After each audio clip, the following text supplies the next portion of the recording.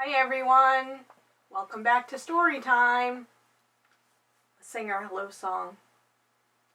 Hello friends, hello friends, hello friends.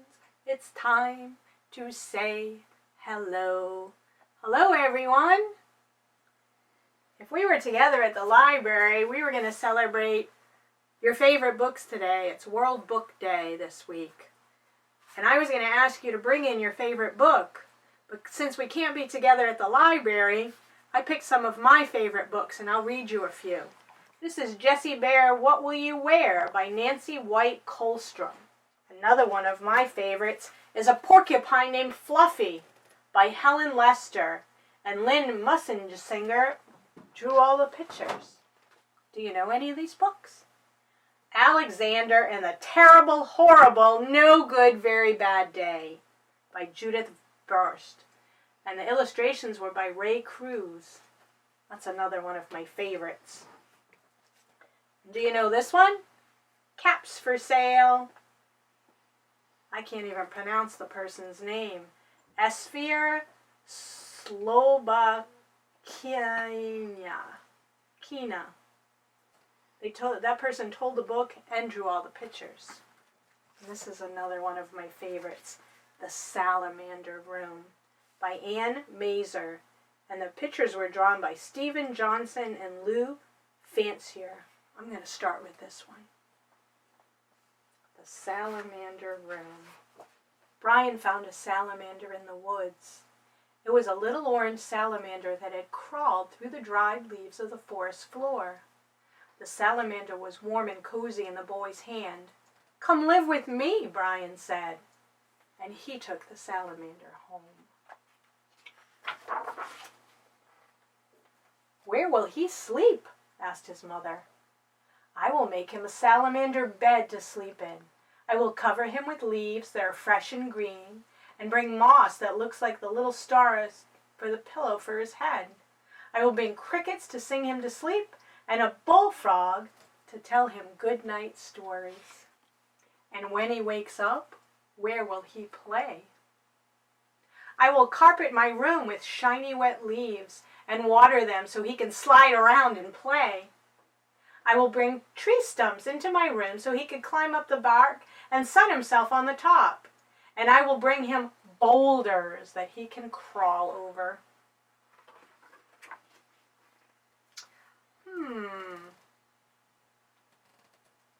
He's going to get hungry. How will you feed him? "I will bring insects to live in my room, and every day I will catch some and feed it to the salamander. And I will make little pools of water on top of the boulders so they can drink whenever they're thirsty." He has two salamanders now, a spotted one and a little orange one. "Those insects will multiply, and soon there will be bugs and insects everywhere," said Mother. "Well, then I will find birds to eat the extra bugs and insects, and a bullfrog will eat them too." "Where will the birds and the bullfrogs live?" "I will bring trees for the birds to rest in and make ponds for the frogs." I think he's growing a forest in his room.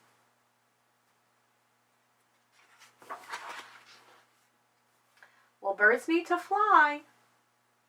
We can lift off the ceiling and they will sail out into the sky, but they will come back to my room when it's time for dinner, because they will know that the biggest, juiciest insects will be here."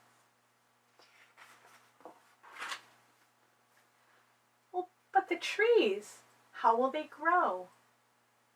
"The rain will come in through the open roof, and the sun will too, and the vines will creep up the walls of my room, and the ferns will grow under my bed. There will be big white mushrooms and moss like little stars growing around the tree stumps so that the salamanders can climb on them."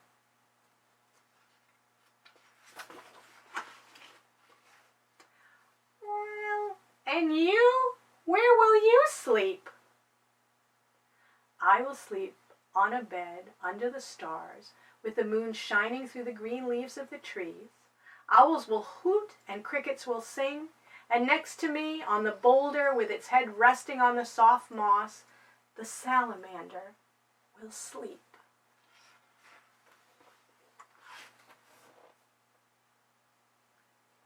That's one of my favorite books because you use your imagination to think about all the things that you could do in your room. Let's see. I think I'll read Porcupine Named Fluffy. This is another one of my favorite books. When Mr. and Mrs. Porcupine had their first child, they were delighted. But he needed a name. Should they call him Spike? No, Spike was too common. Should they call him Lance? No, Lance was too fierce. Should they call him Needle Roser? No, Needle Roser was way too long. How about Prickles, Pokies, Quillian? Then together they had an idea. Let's call him Fluffy. Oh, that's such a pretty name, Fluffy. But soon there came a time when Fluffy began to doubt that he was actually Fluffy. He first became suspicious when he backed into a door and got stuck. That was not a Fluffy thing to do. He was even more convinced when he accidentally slept on his back and poked holes in his mattress. A very unfluffy thing to do. When he tried to carry the umbrella in the rain, he knew the truth without a doubt. Fluffy definitely wasn't. So he decided to become fluffier. Clouds are fluffy, he thought. I'll be a cloud. But he couldn't stay up in the sky. I know, pillows are fluffy, he said. I'll be a pillow. But when he sat on the chair, his mother sat on him. She was not pleased. He tried soaking in a bubble bath for 45 minutes, but he did not become fluffy. He only got soggy. He tried whipped cream. He put a little bit on each of his quill. It was not easy, and it took more than half the day. But it didn't make him fluffy. They should have named me Gooey, he said. That's a lot of whipped cream. He ate a lot of fluffy marshmallows. He rolled in shaving cream and feathers. He even tried to become a bunny.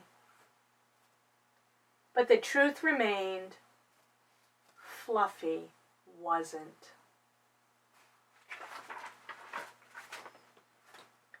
One afternoon, Fluffy set out for a walk, trying to think of a new way to become fluffy. And before long, he met a what? A very large rhinoceros. "Grrr," said the rhinoceros. "I'm going to give you a rough time." Well, Fluffy didn't know what a rough time was, but he didn't like the sound of it at all. "What's your name, small prickly thing?" asked the rhinoceros unkindly. "Fluffy," said Fluffy. The rhinoceros smiled, and he giggled, and then he laughed out loud. He rolled on the ground, and he jiggled and slapped his knee, and he roared with laughter. "Oh, a porcupine named Fluffy!" howled the rhinoceros. Fluffy was embarrassed, but he tried to be polite. "And what is your name?" he asked.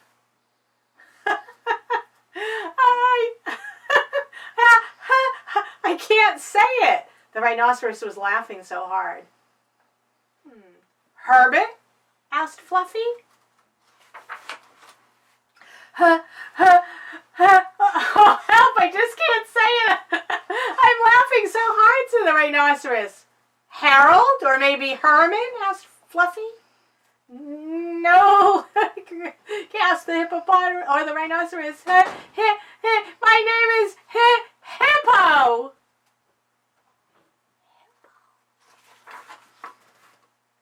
Hippo? A rhinoceros named Hippo?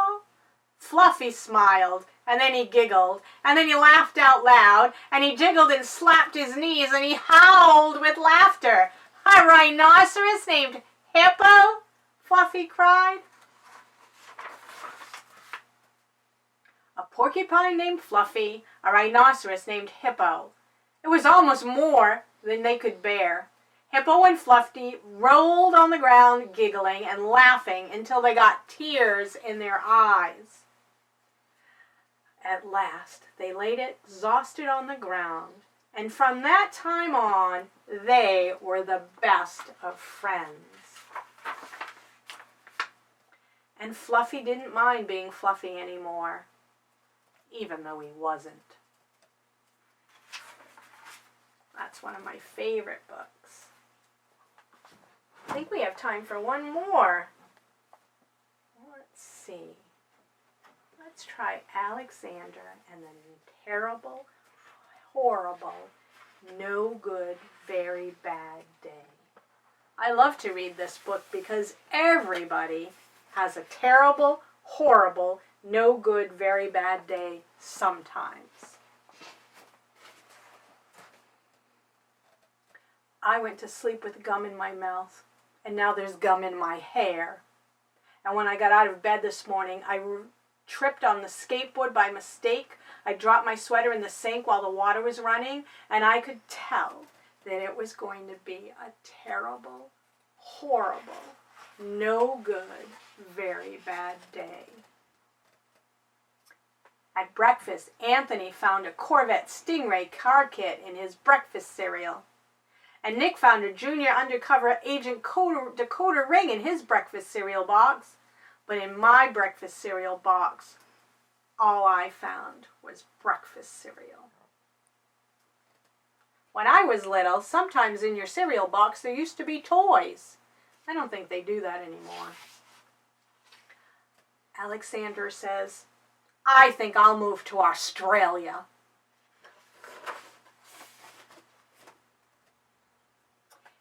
In the carpool, Mrs. Gibson let Becky have a seat by the window.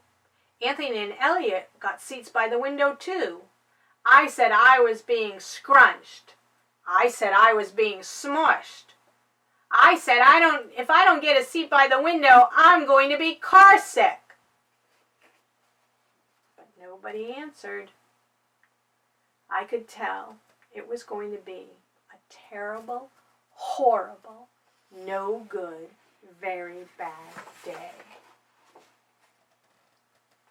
At school, Mrs. Dickens liked Paul's picture of a sailboat better than my picture of an invisible castle. At singing time, she said I sang too loud. At counting time, she said I left out 16. Who needs 16? I could tell it was going to be a terrible, say it, horrible, no good, very bad day.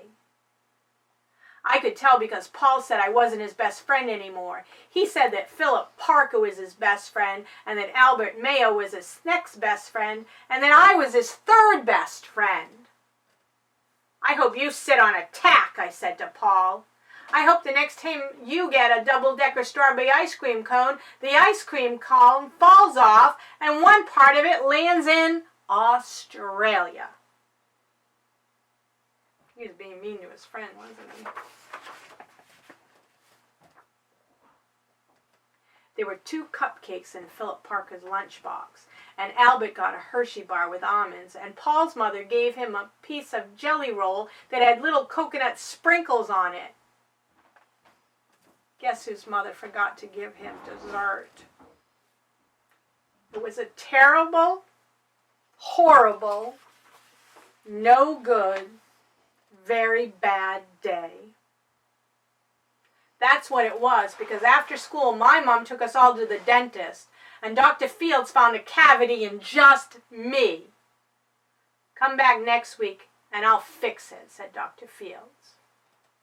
Next week, I said, I'm moving to Australia. He's having a bad day, isn't he? On the way downstairs, the elevator door closed on my foot. And while we were waiting for my mom to go get the car, Anthony made me fall where it was muddy. And then when I started to cry because of the mud, Nick said that I was a crybaby. And then, when I was punching Nick for calling me a crybaby, my mom came back in the car and yelled at me for being muddy and fighting. I'm having a terrible, horrible, no good, very bad day, I told everyone. But nobody answered. Then we went to the shoe store to buy some new sneakers. Anthony chose white ones with blue stripes. Nick chose red ones with white stripes. I chose the blue ones with the red stripes, but the shoe man said, "We're all sold out." They made me buy plain old white ones, but they can't make me wear them. When we picked up my dad at his office, he said I couldn't play with his copying machine, but I forgot. He also said to watch out for the books on the shelf, and I was careful. I was careful as could be, except for my elbow. He also said don't fool around with his phone, but I think I called Australia. My dad said, please don't pick him up anymore. It was a terrible, horrible, no good, very bad day. Then there were lima beans for dinner, and I hate lima beans. And then there was kissing on TV, and I hate kissing. The bath was too hot. I got soap in my eyes, my marble went down the drain, and I had to wear my railroad train pajamas. I hate those railroad train pajamas.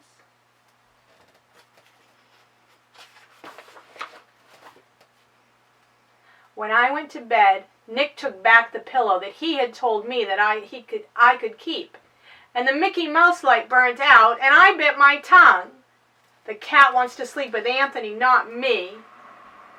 It had been a terrible, horrible, no good, very bad day.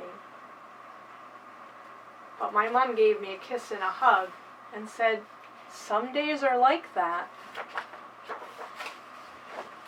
Even in Australia. Did you ever have a bad day? Everybody has bad days. There's nothing you can do about it. Sometimes you just have to go to bed and get up the next day and hope it's a better one. I hope that I'm going to see all my friends soon at the library. That's all for my favorite books. I don't have time to read the next one. Maybe you could send me a message and tell me what your favorite book is. And when we're all back together at the library, we'll read it. Goodbye, friends. Goodbye, friends. Goodbye, friends. It's time to say goodbye. Goodbye, friends.